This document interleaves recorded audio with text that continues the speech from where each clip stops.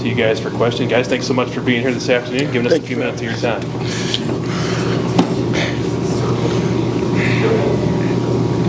Jalen, how long have you been? I feel like it's been forever. Yeah, I got here fall of 2019 so this is my 5th season right now. So you're pre-COVID and everything. Yeah, I'm pre-COVID, yeah. So, I mean, you've seen a lot in this program. Yeah. Just how crazy has this been over the last few years? Yeah, 3 different head coaches in 5 seasons is pretty crazy, but yeah, it's been fun. Just seeing you've seen you guys go from the bottom to being a team in the playoffs to just kind of going through it a little bit right now. Just where do you see the program right now and this team and where it's kind of headed as a young team trying to get better? Yeah, like you said, I've kind of been here for a long time, so I've seen us kind of on one end, and then now we're on the other. But I'm excited. It's a really young team. We have 8 games left in the season. There's plenty enough time for us to turn this around. So I'm excited for what's in store for us in the next couple of weeks. How do you see that youth coming together when you do have a lot of time to still grow?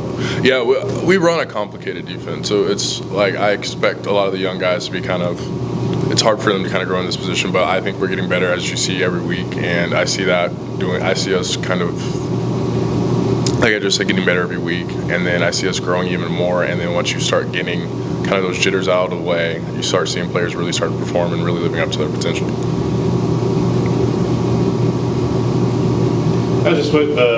You guys were able to turn it on in that second half and stop the run, which has been something we've all been focusing on and looking at the last few weeks. What was a little bit of a difference there? Truthfully, I think we were just to settle a little bit. I think they threw a lot at us right out the gate, which we were expecting, but it's still hard when you have a lot of young guys who haven't seen certain things. So once we started to settle, once we started really working within the calls that we got and what we were doing schematically, you guys saw that we were able to shut a lot of that down. Jalen, I'm curious. I think a lot of people on the outside, knowing the Petrino name and the offense, there's an assumption that that's the really complicated side of the ball. You mentioned that this is a complicated defense. Yeah. What makes it complicated? Oh, so I would say as a D lineman, there's many things that I did not have to worry about coming in here, even my freshman year. And then getting Coach Scott, getting Petrino and all them coming in, there was a lot of things schematically that I did not understand what was going on. And just to give you a basic idea of it, it's just like most of the time D linemen were kind of just taught that this is a little piece of the puzzle and this is what you do and this just kind of do your job, and now it's kind of like, okay, we're going to give you an overall picture and then you're supposed to fit your piece into that and just kind of understand what we're doing schematically so we can make the best decision for the team, if that makes any sense for anyone. That's really hard for a D lineman to do because we're not asked to do that, but I would say that's really hard for a lot of us.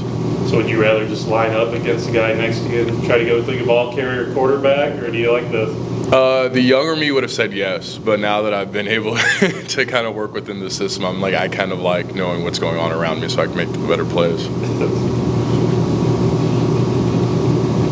Terique, just being able to grow in this offense, and we're starting to see your name more and more, and being a guy that's a big target. Just how has these last few weeks been for you, being somebody that we're paying attention to? I'm happy. I'm getting my opportunities, and I just try to make the most of every opportunity I get, and I'm glad I can kind of just make my statement in this offense and just continue to make plays and help our team. We kind of talked about it after the game last week, the Utah Tech game, just how you were waiting for that opportunity. Just what was it like sitting behind some of those great receivers that were in front of you? Ty Scott's one of the best to come through the school, and you're just kind of waiting for your turn there.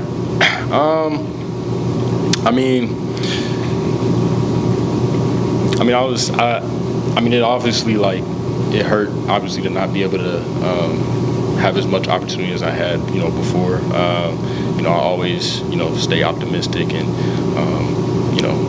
hope for my opportunity to come early. I didn't get that opportunity as much obviously last year. You had players like Ty and you got Jordan Jones coming from Arkansas. So I just like I said, I try to stay optimistic, and I just make the most of my opportunity when it comes. Like I said. It's hard to stay, you don't see a lot of guys staying optimistic or sticking around at schools these days when they're not getting those opportunities. You've transferred once and you'd have to sit out, of course, if you were to move on, but just what was it that kept you here and made you want to emerge as somebody in this offense here in Springfield in particular?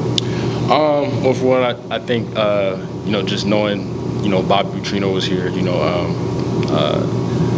I think just having him as your coach and having him implement you into the office or just, kind of explaining to you how you can fit into the offense, I guess that helped me, just stay optimistic.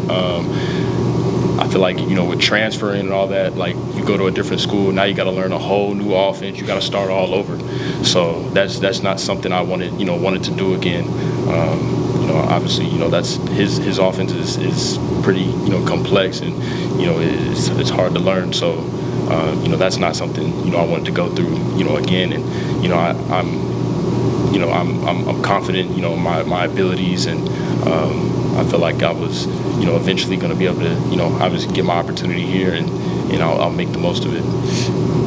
Can you talk about having a different quarterback, possibly having Bichot in there, the difference, and as a receiver, how do you get his confidence up a little bit? Honestly, like JP, I have full confidence in him. I think even last year, like I always went, like whenever the twos would go, I would go with, JP. So I have full confidence in him. And I think a lot of guys, who are, playing now, they went with him, last year, if they were in the, the twos or threes or whatever.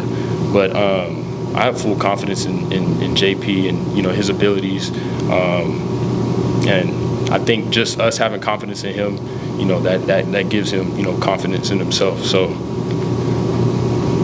I'm curious, Terique, is there a play that when you hear it called that you smile, that this is one where you can show out? Is there a favorite play that you're I know this is one where I can go and make an impact? Absolutely. Just the play I scored on, obviously against Utah Tech, that play, and there's another play which is it's switch seams. I guess those are the two plays that I'm kind of I'm licking my chops. So. Gotta ask, because you don't back away from the nickname T.O. and of course everybody knows that name. And how proud are you of that, and just having been being Terrell's son? I mean, I don't think there's any reason to back away from that nickname. I mean it's my initials. I mean it's Terique Owens at the end of the day. So I mean it is what it is. I mean. Like I said, it's my initials, so I don't back away from it. You guys annoy you at all about anything like that, or what just being Terrell Owens? It's just no. I mean, I've always gotten questions about him, and I'm used to it, so it is what it is. You know what I'm saying? So.